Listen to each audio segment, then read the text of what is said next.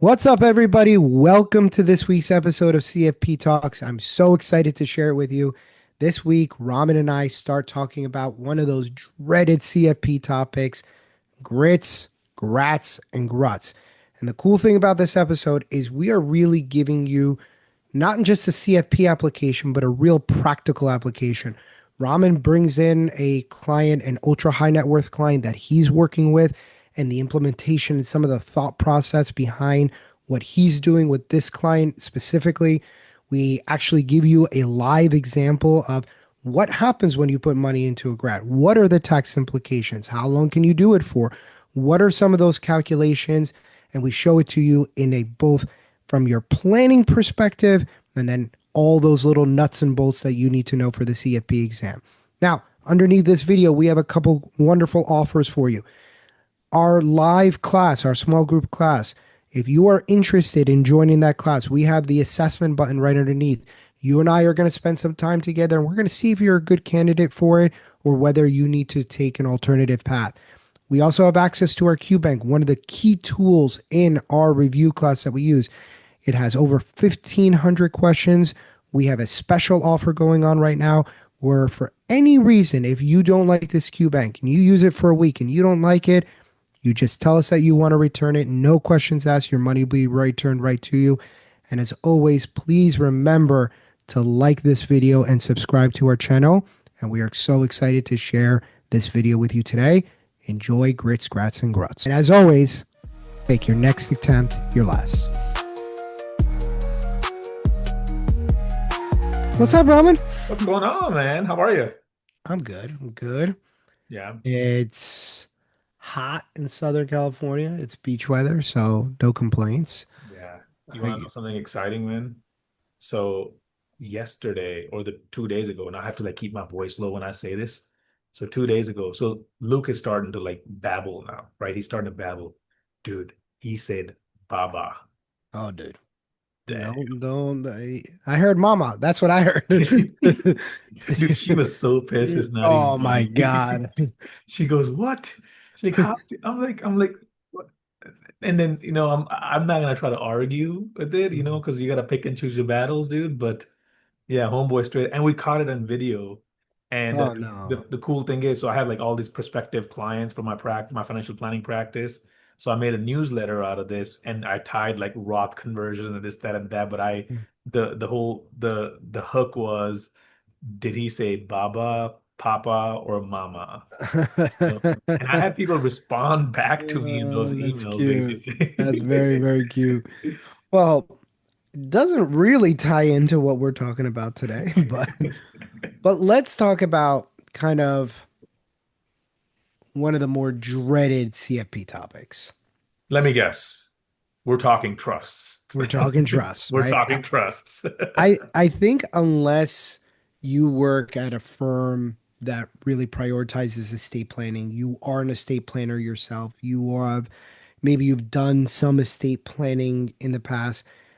I think understanding different types of trusts and the complexity of trusts takes a really long time as a practitioner to kind of get it because unfortunately it's not one of those things that even though we have the internet, you go to five different places, you Google something, you go to five different places, it's going to give you five different sets of information, Right. which makes it even more complex. So it doesn't really feel like, even in today's world with AI and Google and everything that's available, that we seem to get one clear set of information on how trusts work because there's a lot of info.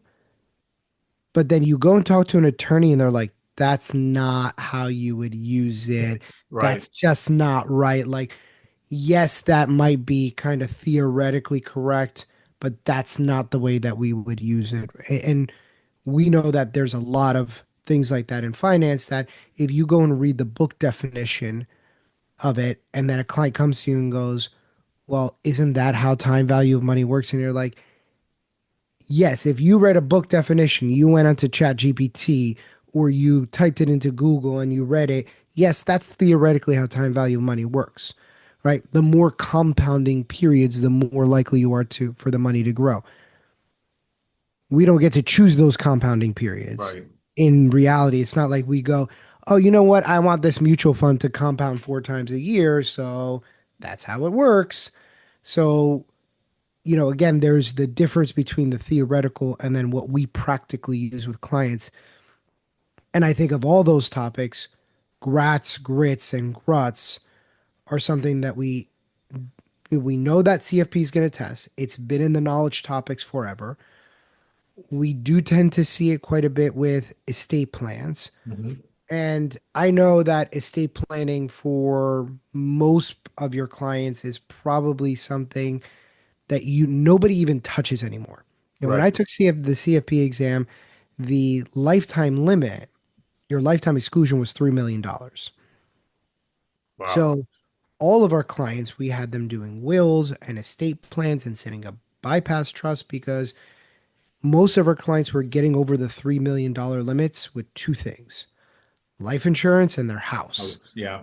right? So if I have a house that's worth, I bought the house for 400,000 or 500,000 dollars, and these were a lot of clients in the New York, New Jersey area that I was working with. So some of them had homes that are worth 600,000 or 800,000 dollars, and then somebody had life insurance of 2 million bucks, and we're very close to the limit, Yeah. not including IRAs or 401ks or just money that they had in their brokerage account. So for a lot of people, a lot of our clients who weren't necessarily considered ultra high net worth, they were high net worth clients for sure, but they had great jobs, but they were kind of just average people. They had nice homes, they had great jobs, but they weren't necessarily, Jeff Bezos buying an island type of thing. Right. So, but nowadays, obviously, with the estate limit being so high, I think estate planning has gone to the back burner because we're just going, who's passing more than $25 million? Not most of our clients. Right. Right. Right. Right. The thing is that it's actually with the more life insurance being written, with the price of homes going up the rapidly the way they are, but the the special client that I think this really applies to is the business owning client. Hmm. Hmm. The business owning client or the real estate owning client, because those are people that can who if you've acquired real estate throughout your lifetime, if you've inherited real estate, and right now we're going through this seismic shift where a lot of assets are being passed down. So a lot of people are inheriting all the real estate that was purchased at bargain prices in, the late 2010s. Right. We had that real estate crisis, and a lot of that real estate got bought up by very few people, and now that's being passed on to the next generation, and all of a sudden you're not sitting there thinking I'm rich, but you have a piece of real estate that might be worth 4 or 5 million dollars, that even appreciating at 5 to 6% a year, it starts to grow astronomically. Right. Exactly. Plus things like life insurance, plus IRAs and 401ks. And hey, you might be closer to the limit than you necessarily think you are. And another thing to think about it is like right now, of course, the limit is 15 million, right, due to the BBB, the triple B. The triple But B. but here's the thing. Who's to say that this limit's gonna stay like this forever? The limit resets. I mean, Correct. we could have the next, president come in or the next power come in, and next thing you know, they're like, we're breaking it down, bringing it back down to 7 million. Who's And, stopping that? yeah, and that is the thing is it doesn't have to go back to 3 million. Right. It's going down to where couples are in the $10 million range. There's actually a lot more people who have that kind of money that you just don't think about. Like, I mean, look at the tech guys, right? The tech people. I mean, I personally know people in their 40s right now who are worth closer to $5 million, and they're in their 40s. right. Did you ever watch the People versus OJ Simpson? No, I did not. Sounds like a good show, though. It's so if and I remember like the Bronco chase when I was a kid. I remember because they paused the NBA finals to To put the show Bronco the chase trial. on TV. Wow. And then it was like this, national phenomenon. It was like this whole trial. And then I moved here and I never thought twice about it. And then my fiance puts it on and I'm like, holy crap, like there's just all this stuff that I didn't know about. And I didn't realize it's not very far away from where I live. Mm. So a couple weeks ago, we were like, let's go take a ride up and see where this is. You know, the house from the Fresh Prince of Bel-Air? Hmm. Hmm. It's right in that neighborhood. Oh And wow. you drive through that neighborhood and it's like, your eyes are like Like peeling 10 back. million, $20 million houses. There was a house, I saw it on Zillow for sale for $70 Oh million. my God, that's I crazy. mean, and it's a neighborhood, so there's, hundreds of people. And you think about all those people who live there, and I mean, these are thousands of houses. And think about every neighborhood across the country that's just like that one. Yeah. There's neighborhoods in New York, in New Jersey, in Illinois. Yeah. There's neighborhoods like that in Texas. I mean, there's neighborhoods like that in Arizona, Florida. Florida, especially like Southern Florida. Yeah. That real estate absolutely exploded. Yeah. And you're sitting there and you're going, wait, there's more people that this affected by things like this. Yeah. So I think the number one thing that you have to understand is what is the purpose of these tools? Yeah. Like, who am I going to use it with, and why would I even use this to begin with? And I think its relevance for you who are taking the CFP exam is that any one of us can memorize what a grid is, what a GRAT is, and what a GRUT is, and understand it. And those are important points. You need to memorize the basic bullet points of it, understanding how the money goes in, Right. whether the gift is revocable or irrevocable. But I think starting at a 10,000 foot view is important. I 100% agree. And I am a big believer of estate planning, this learning the estate planning part. And part of it is because, dude, I want a $10 million client with Who doesn't? trust planning. No, I won. I got a 10 Oh, million. you got it. I got a $10 Congratulations. million client. Well, now he's worth 12, but who's counting? But simply because What, a CD I mature or something? no, he's a small business owner. He's a small business owner, and he very nice guy. And and it was because I started talking about the not just the basics of trust planning, and the guy's worth 40. He's worth $40 million, right? Wow. But he reached out to me and is like, hey, we're thinking about retiring. And my answer was like, go retire. You know what he says? Like, we're thinking about retiring. We want to live off of 200 grand a year. I'm like, go retire. You don't need a financial planner for that. Like, you Yeah. could literally go retire and never run out of money. But I said, that's not what your problem is. And he goes, wait, what? And I started explaining trust planning to him and about lifetime exemptions. And then this was pre-Trump.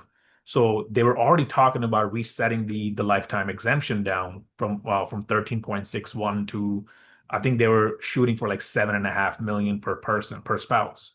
So combined together, that's 15 million instead of like now being 30 million, right? And I was like, you're gonna have this issue, and if you don't and I was like, if this person gets elected, it may happen that it might come into reality.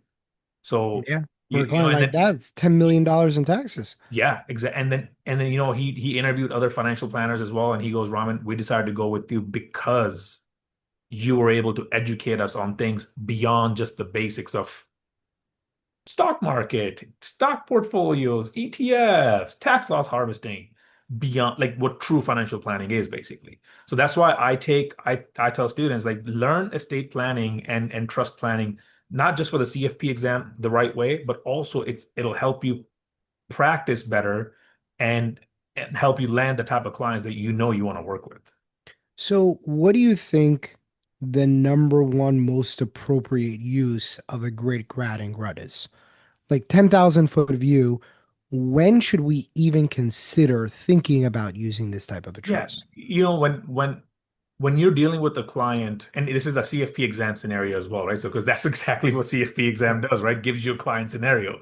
So you're dealing with the client, and you know that this person is going to have an issue with paying an estate tax because they're going to be over that lifetime exemption limit, or yeah, the lifetime exemption limit. So what do you do at that point? Well, you could take some assets currently, use the present lifetime exemption and get that out of your estate. I mean, that's just as simply as it put. Get that out of the estate, at least from the today's value. You know this asset's going to grow. Hmm. Get that out of your estate right now, but still be able to enjoy some of that assets. And obviously, we'll dig in deeper into that, of course. So is so if I'm looking at it, and I'm looking at a portfolio, am I gifting and I want to keep it specific to the grit, grad, and grut. Stocks, bonds, real estate, businesses, what typically goes into Yeah. these things? The thing is, the idea is to take an appreciating asset out, right? Simply because Quickly appreciating? of I would say long-term appreciating asset. I mean, but I Okay. guess quickly appreciating might be, but long-term appreciating asset for sure, right? If you know Okay. that, let's just say, for example, like you have a $5 million stock portfolio that you know you're not going to sell, you're going to live off of the dividends and it's going to grow as well, but you want to get that out of the estate, that would be a perfect asset. Simply being why you get the $5 million stock valuation today, and assuming this is a publicly traded stock, because if it's privately held business, then you get, discount valuations and stuff like that, right? But you take that asset, you take the present value of that stock today, and boom, you gifted it to the trust. Hmm. But the benefit is the stock's paying dividends. Now you can actually get the dividends and live off of that income, right? That's the beauty about having these grits and gruts is that you could still continue to use some of that income. Now, even if we take like let's just say a 3% rate of return, which is very low, in 20 years that thing goes from 5 million to 10 million. And that's Hmm. at a 3% return. Turn that into 6% return. Now you're doubling the money in about 12 years, 10 to Yeah. 12 years, basically. Yeah, and I think from a book perspective, they always kind of put it as a rapidly appreciating asset. But the thing that it leaves out is that when you start with a bigger number, that rate of return doesn't have to be as big to get a bigger dollar amount, Right. right? And I like to think about it as a leverage. Is like, you know, if I put $100,000 into the stock market and that's growing at 10% a year, I know that that money's going to double in 7 years, and I've made, not $100,000. If I use that as a down payment on a home for $1 million home, and my house grows at half of that amount, I make $1 million, not a Right. hundred grand. Right. So when we think about it, it's just the fact that you're getting the growth on a bigger number. So $5 million growing even at 5%, meaning that the money will double in roughly 12 years, call it somewhere between 12 and 14 years. Years again, if the trust term is 10 years, now you have $5 million turning into 10, and that's a hefty amount to carry in your estate. I mean, that puts you right into like, depending on your other assets, you're going above the 15 million limit at that point. Correct. Very easy. You're right. And if you have something worth $5 million, you probably have some other things worth something as well, Yeah, right? exactly. So, and if you can, if I have $5 million that I'm willing to put into a trust, that definitely means I have more than $5 million. Right. I mean, same thing with my client. I did the same thing about I discussed the GRAT opportunity for them, and Right. we're actually going to implement a GRAT. You're going to be using some stocks and bonds inside the portfolio, and nicely pack it about $5 million. That way, we know that we could get this out of the estate. I don't know Yeah. what the lifetime. I mean, if the lifetime exemption goes up even later on down the road, so be it. But at least we know that if it goes down, we've already taken out 5 million out of our estate, basically. Okay. So let's break it down. So the thing that I want to put into this is either something that's income producing or going up in value. Yep. So the structure of this is that the asset is gifted into a trust. Right. That's correct. So we're using our lifetime exemption at Right. that. All right. So I go to an attorney. I draft a document called a GRAT, GRIT, or GRUT. Now I open up an account at a brokerage firm, or if it's like something like a piece of real estate, we transfer the ownership to a trust. Hmm. Okay, legally. But let's kind of just think about it from the standpoint of I open up a brokerage account, and let's say that I have a 10 or 20 or $30,000 of a small business that we think is going to rapidly appreciate it. I.e., I work at Airbnb. I have shares of Airbnb. I.e., I worked at Meta very early on, and I have all these shares of Meta that we think is going to rapidly appreciate because we worked in tech and we got it at a very low price. And now we think it's going to continue to appreciate for a long period of time. Right. Okay. I transfer these assets. At that point, what tax forms, what are the tax implications right at that point? Right. I mean, The good time of question. gift. So because we're putting all these assets up front, now one thing we have to always think about is we have our annual gift limit and then we have our lifetime exemption. Now, the lifetime exemption is what we'll end up using in this case for our this transfer, which means that what that $15 million lifetime exemption is going to slowly start getting reduced. Now, this is a reportable event, right? So we have to report that as a gift, basically, that we've gifted it to our trust. So because we have to keep a track of that gift, right? Because at Okay. the time when we file a 706 down the road, the IRS wants to know all the taxable gifts that were gifted throughout since 709. 1976 or something Yeah. like that, right? Yeah. They want to know all the taxable gifts, meaning anything above the annual limit, which means if anything is above the annual limit, guess what? We're using our lifetime exemption at that point. Okay. So now I file my 709. No gift, annual gift exclusion on this guy because this is a gift of future interest. So I don't Eh, get to use See, it. that's where people mess up. What you just said is where people mess up. They'll say like, but wait, do I use the 18 grand limit? It's kind of like, well, what kind of gift is it? Is it a present interest or future interest? When do you use the $18,000 limit, Hmm. right? That Only if it's $18,000 present interest. only if it's present interest. Okay.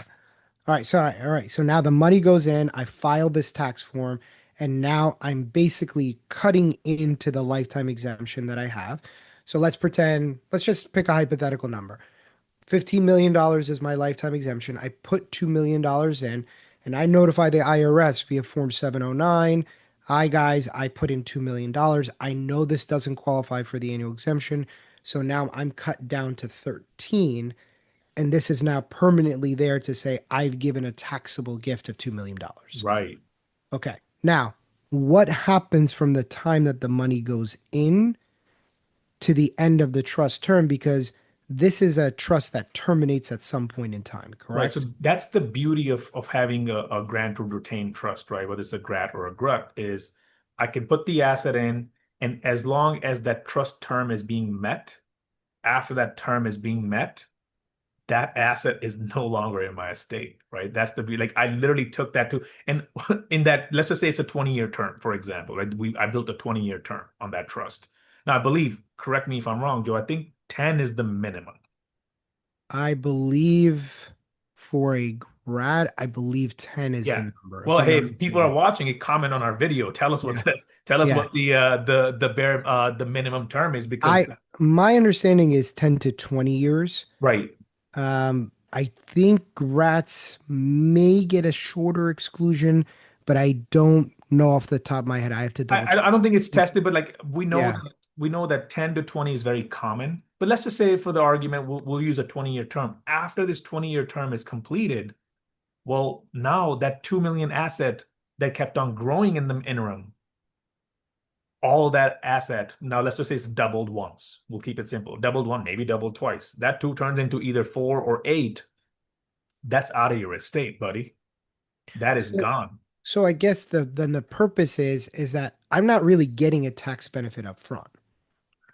Right. You're not getting any type of benefit. You're just taking an asset out of your estate, which theoretically gives you a benefit later on once all the total gifts are, or once all your total estate, your gross estate is calculated, because then it's no longer part of the gross estate anymore. So the point is to remove the appreciation. Yes. Point is to Okay. remove the future value of that asset or the quote unquote the appreciation. So the point really is to remove the appreciation because you're not really getting the tax benefit up front since it is a taxable gift where you have to use your lifetime exclusion. So where does the present value of your retained interest come into play? Yeah, that is the gift deduction, right? Well, Okay. correct. Oh, hold on one second. So we have the present value of the asset. We use that as a gift deduction. The income is what you collect from that trust. Now, is Right. that what you're referring to? Are you talking about the Yeah, income that you? so I want to know up front, if I put $2 million in, is it a $2 million gift or is it a $2 million gift versus what I'm going to collect back out of it? Because for a GRAT, we know that a GRAT is an annuity trust, meaning you're going to get the same payment every year for the trust term. Yeah, With a GRUT, it's a unit trust, meaning that that's going to vary. And then with it in a similar kind of similar to the annuity trust. Um, but specifically, when I put the money in, I know that there is some version of a deduction for what I'm going to collect out of it because yeah. now it's still mine. I'm getting that money back. I'm not getting it right away, but I'm getting that money back over time. How does the IRS factor that in? Yeah, good point. I'm glad you brought clarified and brought that up the right this way. So once you gift the asset, to your point, because you no longer have access to the asset itself, what's going to happen is the IRS is going to say, okay, you're collecting this payment over the next 20 years. We're going to create the net present value of all those future annuity payments, and that's what's going to get added into your estate. So now, if I put $22 million in, but my retained interest is 500,000, it actually brings down my gift to 1.5 million. Right, Okay, so now up front, I'm going to take the gift, I'm going to subtract what I'm going to get out of it, and right. that's an estimate. That's an est. I mean, they're basically using it as an estimate. Yeah. Okay, so IRS says, and the rates that the IRS uses is called the 75/20 rate. So they're going to take it, you do a time value of money calculation to say, here is the value of what I'm putting in minus the value of what I'm going to take out over this trust term. And now the asset goes into trust. You get to remove those payments annually, and now the asset grows. Now, at the end of the trust term, what happens? The asset is out of the estate. Out of You're the you, estate. Who, you're out. where does it go? What happens to ownership at that Oh, point? that's a great. So wherever you want it to go. Now, the GRATs specific of the G trusts, I call it the G trust, is for family. The C trust, which we're not covering in this topic, or the CRAT and CRUTs, that goes to a charity.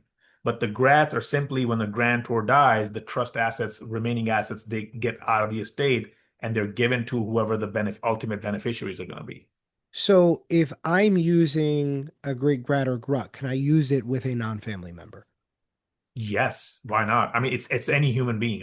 Right. But And because you're then, using that lifetime exemption, with that lifetime exemption, you could gift that asset to any person. okay, so now let's kind of just, again, let's cover this structure. Money goes in, you pay, or it cuts into your lifetime exemption up front, which is going to be the net amount between the value of the gift and what you get to keep as a retained interest. Mhm. Then the thing grows, and hopefully it's growing fast because essentially it removes that appreciation out of your state. End of it, let's take the example that we get. We put $2 million in. We have a lifetime exemption that's cut into at $1.5 million, but still 2 million bucks goes in. If it doubles at that point in time, at the end of the term of the trust, $4 million goes to my established beneficiary. And now I've removed $2 million from my estate of appreciation that I no longer have to Yeah. worry. And you only realized the uh the difference between the payments that you received and the asset that you gifted. So if you receive payments of in this case $500,000, you're literally realizing 1.5 million as a net as the present value of the gift that you gifted.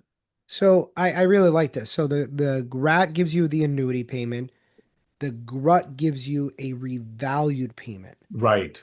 Okay, so now what type of asset do I ideally want to put into a GRUT? Is there something better there than necessarily with a GRAT? I feel like the reason GRUT exists is simply because it's the percentage factor, right? Because your asset is being revalued annually. So it sounds like an asset that appreciates or generate incomes. Like there's a little bit of a I don't want to say the word volatility, but movement to that asset.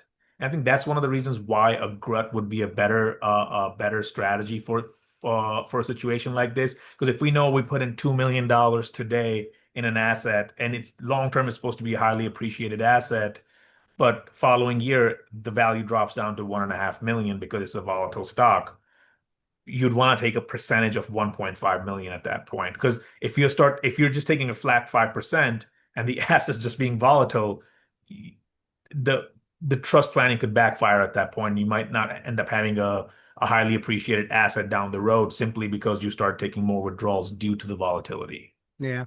I like to think about, taking something like a GRAT and putting something that's going straight up a business, a bunch of stock in there, especially smaller stock. I really like thinking about a GRAT with rental real estate. It Okay. makes sense in my head and it's something that I like to tie into it. But the flip side of that with the GRUT is, especially for those longer trust terms, we run into the same issue that we run into with a fixed annuity that we run into with a GRAT, Mm, which is you're getting the same payment every single year for right. 20 years. If you're somebody that's depending on that income, and that income happens to be $50,000, well, in 2025, that might be a good number. By 2045, that's minuscule. It's going to Right. have half the value that it does in 2025. So the GRUT is really good for the grantor who is looking for an adjustable payment that goes up with inflation, especially as the asset is appreciating. That asset is set to appreciate at 7 or 8 or 10% a year, especially with like a real estate in a booming market in a booming area. Especially we have places in America that are absolutely going crazy. Dallas, Texas is an example. You own a commercial building in Dallas, Texas, you're expecting that to grow at 6 to 7% a year, which is highly appreciating for real estate. We Right. typically assume that real estate is going to grow at the rate of inflation. You put a building in there that's worth 1 million or 1.5 million or 2 million bucks. 20 years down It, the road, that might be a $20 million building, yeah. So, that is a significant benefit to somebody who's doing it. But now, from the grantor standpoint, it's saying, well, I'm putting in a $2 million building. I'm giving up $18 million. Great for my kids. Sucks for me, but at Yeah. least I can get a portion of that, and at least it can appreciate with the value of that building, and I benefit from that. So And basically, what you're saying is with GRUTs, if a grantor is more interested in the COLA, if you want to call it, a cost of yeah, equity adjustment, they would want to go with the GRUT because it gives them the flexibility to revalue the income annually and get a bump on the salary or get a bump on the distribution versus correct. a GRAT you're stuck. If you're saying, hey, 5% of a million at 5 grand, 50 grand per year, then 10 years from now, it's still going to be 50 grand per year. You're not going to get any type of Correct. inflation adjustment. And you can't Correct. even override that. You can't go Correct. back to the trust, be like, hey, let me go ahead and try to change the income because now you're messing up with the regulations of a trust. And that would become what, like a tainted trust, I'm guessing? Yeah, it would be a tainted trust. And here's the thing is that these trusts are actually more flexible than you think. Because as the grantor, you have the ability, if the bigger your retained interest is, the smaller the gift is, Yeah. but you Yeah. still get to get rid of the appreciation. And so as a grantor, the smarter that the OR and the more planning that you do and the better that your attorney is, you can kind of, again, what do you want to get out of this? Yeah. And that's the key here for you. And this is why knowing these fundamentals, I want to know from the 10,000 foot view, but what we just got into is some of the nuts and bolts of these grits, grats, and grots is what does the grantor ultimately want? And Yeah. if the goal is to pass on the appreciation and try to get as much income out of it as possible, you get a client like yourself who has quite a bit of money and is going to utilize things of that nature. Again, they have $40 million now. If you're worth $40 million now, by the time you die, you're probably worth 100 million, Yeah. At least. Yep. Exactly. right? Exactly. And I'm just looking at that just based on S&P appreciation, not looking at anything else. you're now worth $100 million. It doesn't matter what tax regime is there, whether it's a Democrat or a Republican or a centrist, you're over the estate planning limit.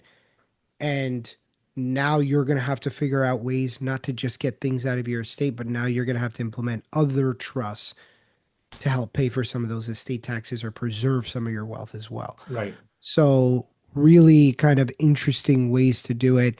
And I think this is, I think we did a pretty good job here. I think the way we discussed this is implementation for the CFP exam and also real life. Yeah. I mean, should we put a tip button? I mean, I tip everywhere else. I mean, hey, Should we put a tip? Can we put a tip button on YouTube why for a not, good man? You're like, hey, job? Send it to Ramon's OnlyFans. 10 bucks. He just does finance calculations on there. It's oh nothing. It's man, nothing gross. yeah, I promise you, promise. It's only feet pics. It's feet pics. Brown man's feet pics. All right. So everybody, we hope you enjoyed this video and we look forward to seeing you guys on our next episode. Please remember to like and subscribe to our channel, and we will see you guys next week.